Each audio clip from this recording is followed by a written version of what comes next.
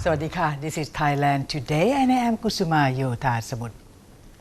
For the past several months since last year, there have been reports about Thai immigrants being forced as slave laborers working in Indonesia's fishing industry and being rescued.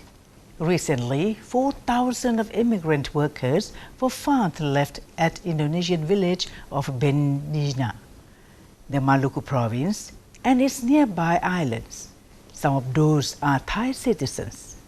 Those laborers were worked with the international fishing vessels who entered Indonesian waters illegally.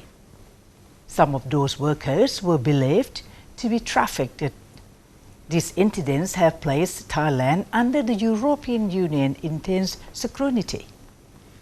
The EU is Thailand's major seafood exporting market, and it has pressured Thailand to crack down on illegal fishing activities, especially human trafficking and forced labours.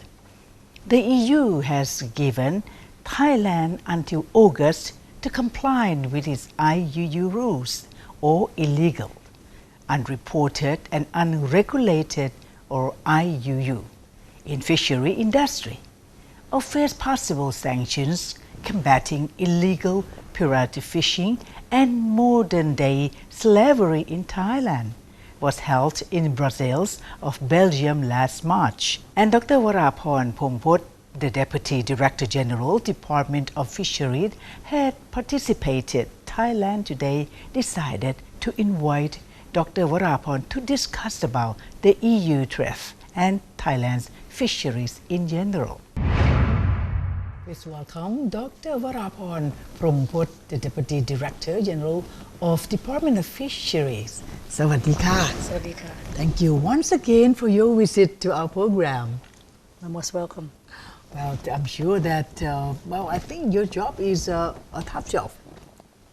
Well, certainly it is right now, particularly in this situation. Yes, you have to face a lot of the things. So let's talk again for the further about we discussed before that what is the Department of Fishery role in the efforts to avoid the IUU? Well, in fact, it is really our main responsibility to combat the IUU fishing. IUU fishing means, if I may expand, the illegal, unreported and unregulated fishing, meaning that we have to make sure that the fishermen or the fishing operator have to avoid the illegal basis. They have to make themselves to be legal in the way that they have to have their vessel registered, have license. This is number one, as a legal. Number two, they have to perform themselves to be reported, to report the catch, to avoid the way as unreported. Thirdly, for the unregulated, the last U, meaning that the authority have to regulate and control their fishing in the area that they have to. So this is the way that our task is to make sure that we combat, deter, and eliminate the IUU fishing in Thai waters, and also the Thai fishing vessel that fly in Thai flag, that fish or operate in the international waters, and also in the high sea. But we've been with this problem for quite some time, and it's gotten repeating again and again. So what kind of you can convince them, the Thai fishermen, to obey, to avoid the risk of this sanction? You mean the sanction in the EU? Right. The EU threat. Right. This way, in fact, well, of course, communication is one. Control is very important. And of course, also some technology needs to be helped. So what we did is that, I think if I may mention about the roadmap that we outlined and submit for endorsement to the committee on the National Committee on Combating Human Trafficking and Illegal Fishing, which chaired by the Prime Minister. This roadmap has already been endorsed by this committee chaired by the Prime Minister, and under that committee, there are 5 subcommittees. As one of those are the subcommittee on combating IUU fishing, which chaired by our Minister of Agriculture and Cooperatives.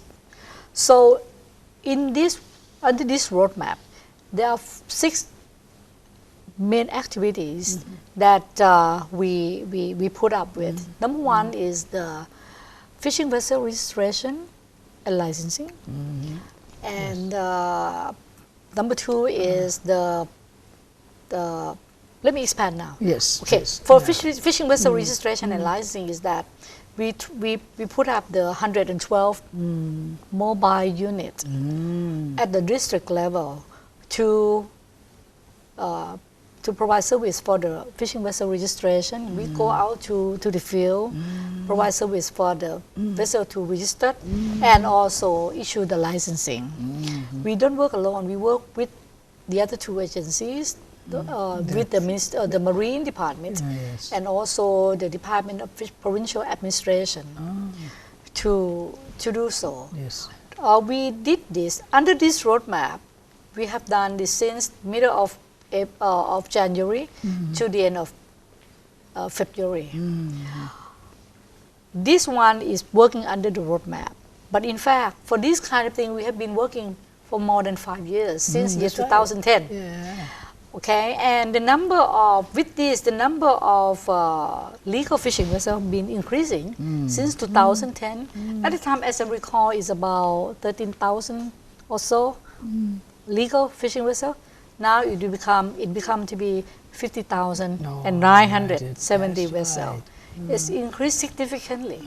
We have continuous effort, but the last effort on the early of this year, it moved up quite a bit on particularly the number of licensing.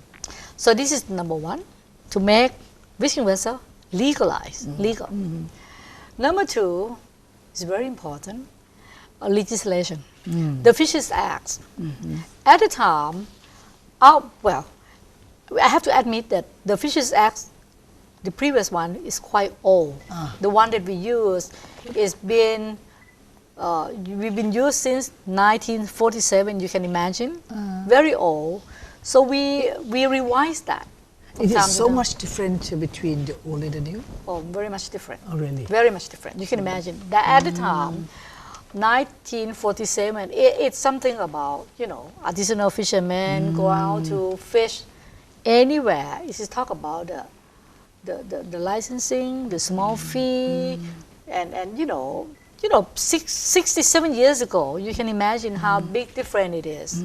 Nowadays, it's much more on the marine. People go out to the marine and, not much mention about the marine at the time. But this time, with this new Fisheries Act, we talk about the marine, also talk all kinds of supply chain. On the supply chain, on aquaculture, on the sanitary, on the processing, and also on the marine in particular. Both coastal and nearshore and offshore, and also on the high sea. Particular on this new Fisheries Act, we revised that, and luckily it passed the National Legislative Assembly, and now it's been announced in the Royal Gazette. It will need only 60 days to enter into force. Today we have 57 days left. So we're looking forward to the enter into force. These particular Fisheries Acts really useful and quite timely for this period, but we still have to revise just a bit to cover all on the IUU fishing. Yes. We combat IUU fishing. We have to issue subordinate laws on, for example, on the require the VMS, vessel monitoring system. Yes. We know where the vessel go. This is also right. This will require for the vessel larger than 30 gross tonnage to equip that, and also require this size of vessel larger than 30 gross tonnage to do their port in and port out control. Yes. Meaning that before they go out to the sea for fishing operation, they have to report at the port, fishing port, Yes. that okay, I'm going to go to particular for that Area. for how many a particular Yes, area yes. for how many days, what kind of fishing gears Fishing. I have, who am I, this is my fishing vessel number, this is my license number, this is owner name, blah blah. There's a limitation of returning. Well, it depends on the gears. The gear, They will yes. go so 3 days. Some gears go even 1 day. Go today and come back tomorrow. And they have to report within 24 hours. When they come back, they have to report before they come in or within the period of 24 hours once they arrive. When they come in, we also require another one as the fishing logbook to report their catch. This means reported. Yes. See, this is reported. The first you unreported to do reported. You see, they do reported. So we will know the cash, what kind of cash they have. With the cash, we will know, we can analyze. This cash, they use this gear. If this cash is quite different than the gear that they're supposed to use, that means they perform something as illegal. Okay? And so this is kind of thing that the subordinate laws or subordinate legislation will be released under this Fisheries Act. Yes. So we are revising it. Thirdly, it's about the MCS, monitoring, control, and surveillance. Yes. We have to patrol. We have the patrol vessel and patrol to do that. And also, again, about the port in, port out control that we mentioned. The government, the Department of Fisheries, we have 28 port in and port out control center, which is newly established. And this equipped to require the fishermen to do so, as I mentioned, for these measures. And we work together with the Marine Department and Royal Thai Navy, and also with the Ministry of Labor. You know, not only report this fishing operation element, but also they have to report they have to report the list, the crew list. You know, Yes. why we use the 30 glass tonnage? Because this size of vessel will need workers to work in this vessel for more than 8 people. Once they use for this number of people, more on this, it's end up that they have to use migrant worker. When we talk about migrant workers, then we will require the legal workers. So then there is a list of migrant worker. They have to put the registration number of this migrant worker. Make sure these workers have the contract, work contract. This way we can help, number one, protect them. Number two, to reduce the risk of human trafficking and forced labor to the fishing worker. And talk about the monitoring equipment. Who's responsible for it? I mean, the fishery themselves, the fishermen themselves, or the government supporting to set up that monitoring machine? Well, there are two parts. First one on the control room or control operation of this. The Department of Fisheries invest by ourselves. Okay. We put up around 40 million baht. It's around for 40 million baht, you know, for on that, and to set up the control room in headquarters in Bangkok, and also another 15 units, sub-center along the coastal provinces. But for the equipment to equip with at the vessel itself, that the fishermen have to invest. Have to invest in themselves. there. It's only like $100, around $100. The last elements that that you require is that we have to make the improvement of the traceability system, meaning that through the supply chain, that to prove that the fish or the catch that we receive from particular vessel have to be clear and clean and not to come from the IUU fishing operation. So we did that both in the fish that from Thai waters and also from importing from international market. I mean, each year we import fish from 27 countries, mainly tuna. Okay. Mainly tuna, and that's majority import that and process, reprocess, and export to the EU. So we also set up this two system, the system to issue the cash certificate in the country, which we done that since year 2001. Okay. All along we have computerized system, so on and so forth. Only part that we have to really have better looking, have a close eye, look and trace very well. This is not much of the headache, but the most headache is the importing from 27 countries. You can imagine these 27 countries, we have to do the cooperation with this country on to exchange the information. That particular country, when we import in, we have to make sure that particular catch not come from the IUU operation. So from time to time we have to check the weight, this particular gears, this particular vessel. We have to communicate with the competent authority of that countries. Okay. So what is the estimated cost of to meet the EU standard? The cost of I think at least two major parts. The first one on the human resources.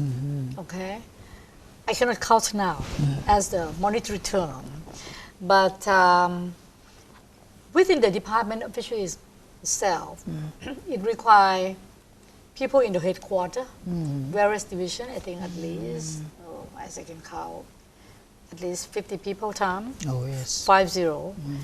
In the region, 22 coastal provinces. Right now, not right now. I mean, we've been busy since the last quarter of last year, since the EU visit us. So it's about maybe nearly 1,000 people, 1,000 or so people. You can imagine the cost when you convert from their labor cost.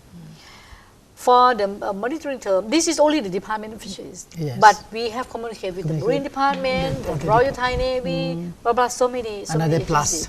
Another plus. So in terms of monitoring term, now we put up some cost calculation. At least right now, with various ministries that work together, Ministry of us and others, it's around at least 300 million baht. Wow. 300 million baht that we put up. That would be the first cost. No, actually I'm wrong. I already put up about, it should be 350 million baht, around that.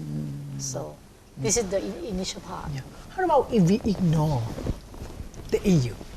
Can we do that? Well, I don't think we can ignore What is that? Number one, as a country responsibility, this is the most important. Not to mention about export value. As the country, this is the country, the nation responsibility. To responsible on the fisheries, resource conservation and management. We are a member of United Nations. We have to buy in the UNCLOS, United Nations of the Law of the Sea. We are the member of that. We ratify or we agree in the International Plan of Action on IUU fishing that signed since year 2001 or so, so many years ago. So we belong to this global communities.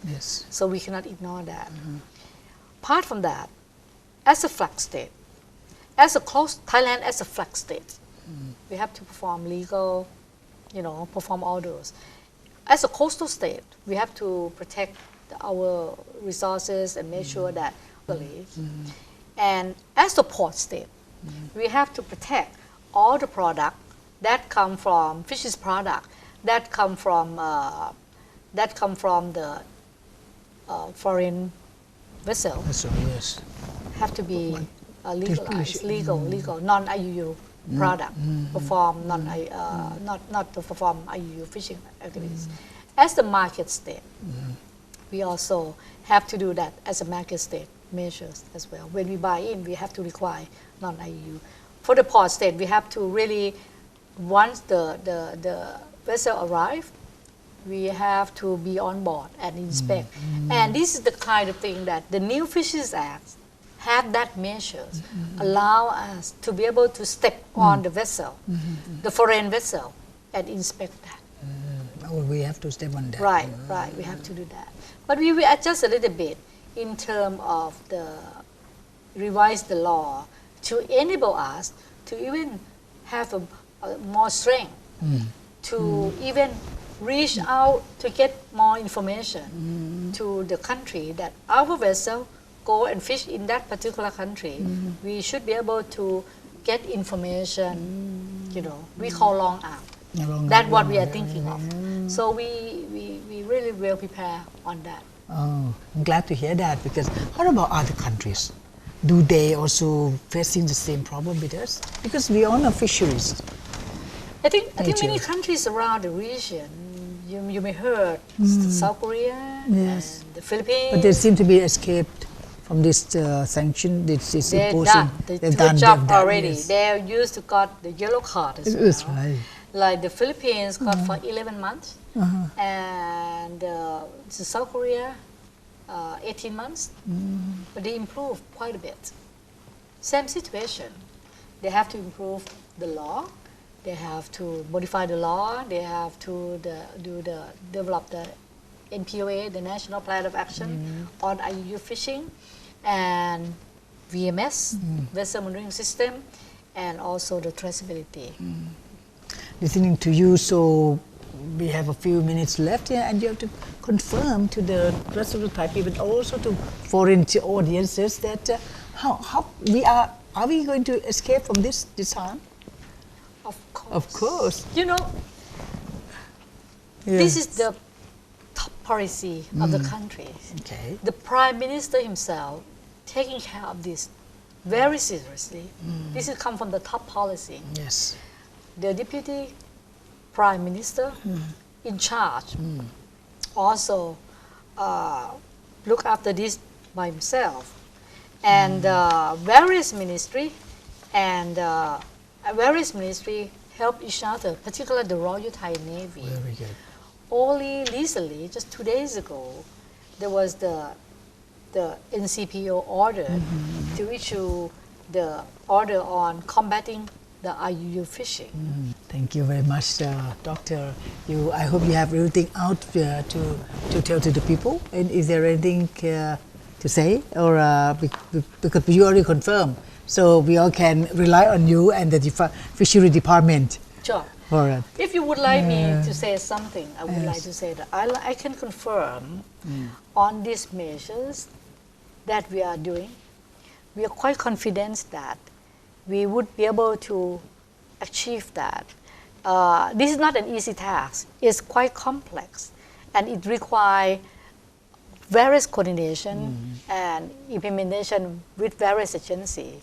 You see, as explained in the past, the Department of Fisheries work under this and with various agencies. Right now, we even have much stronger with the strong support from the Royal Thai Navy, particularly from the top policy level, to help on this. I can ensure that our seafood production will be free from these IUU things and activities with our strong measures. Thank you very much. Thank you very much. And Thailand today would like to thank Dr. Varak Porn Prompot, Deputy Director General, the Department of Fisheries, for spending time with us. Thank you so much, ma'am. Thank you very much. And so you both will say goodbye to the audience together. Yeah. สวัสดีค่ะ